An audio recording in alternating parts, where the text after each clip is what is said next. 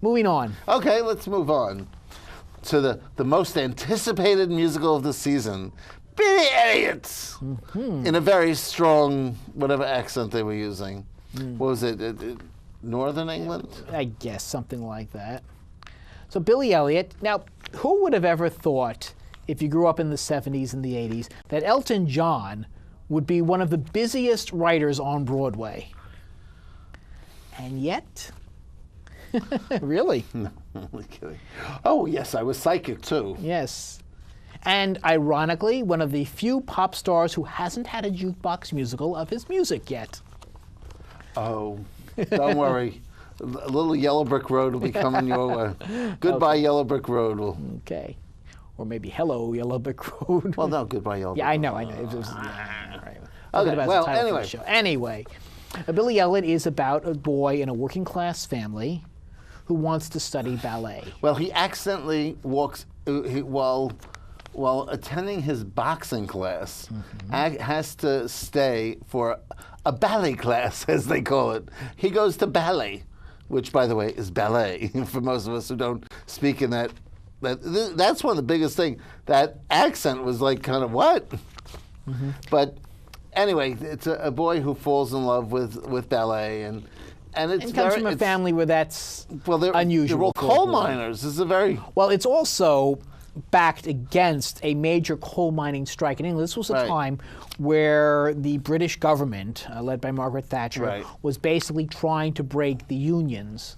And so during the play, they are involved in, I think, what turns out to be a year-long strike. yes. And it's a major dilemma it's because over here, but because the mines are closed and the government just isn't giving any Right. ground at a lot of these. And the dilemma is, well, we need to feed our families, but how do we abandon the union? Right. And in many ways, that's the stronger story. Yes. I'm not sure which is the more dominant theme. Mostly when you read about it, when you hear it, you're concentrating on the Billy Elliot dancing thing. Well- but in actuality, right. Well, the movie didn't use that as. It's so funny because the play used it as a much stronger story than the movie, and unfortunately, I think the movie succeeded much better in telling this Billy's freedom when you just see him running all the time. This does have a brilliant number with Billy dancing with his future self.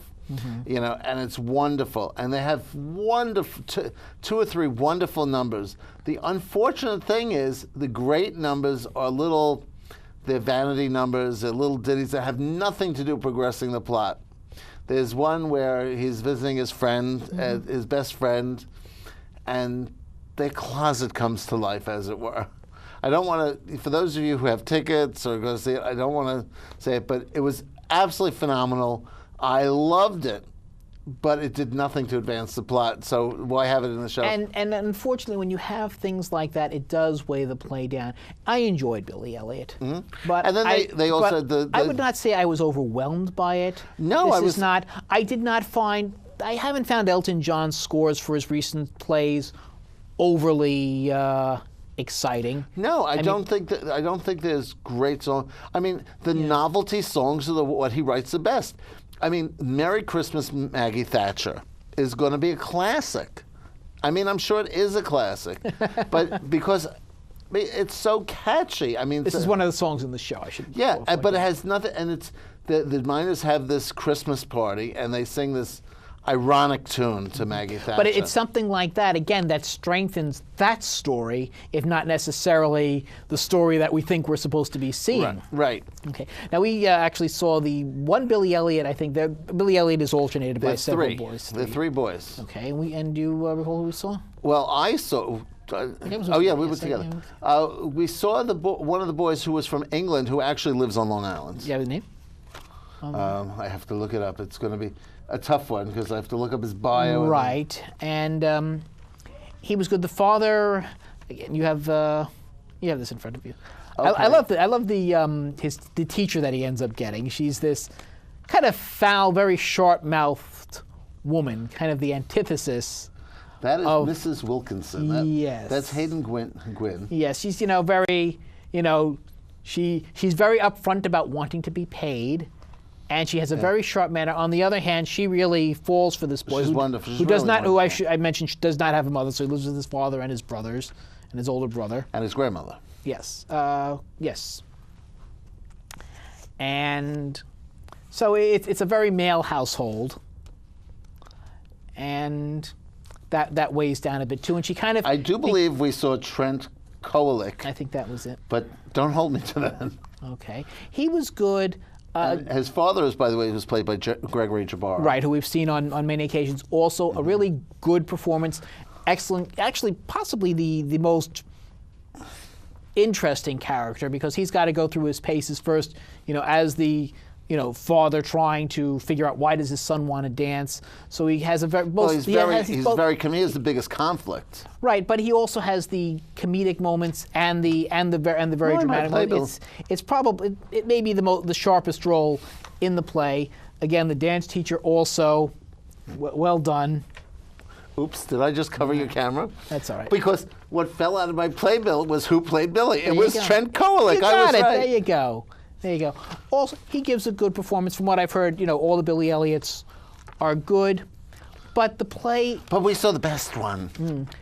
The play didn't land the punches that I hoped it would. It was, and one of the people And who was surprisingly not excellent was Carol Shelley as the grandmother. Yeah. What a disappointment. Yes. And we've seen her much better. However, we also saw David Bologna playing the role of Michael, his best friend, and he was fantastic. He was good. I mean, I loved him. I thought he was terrific.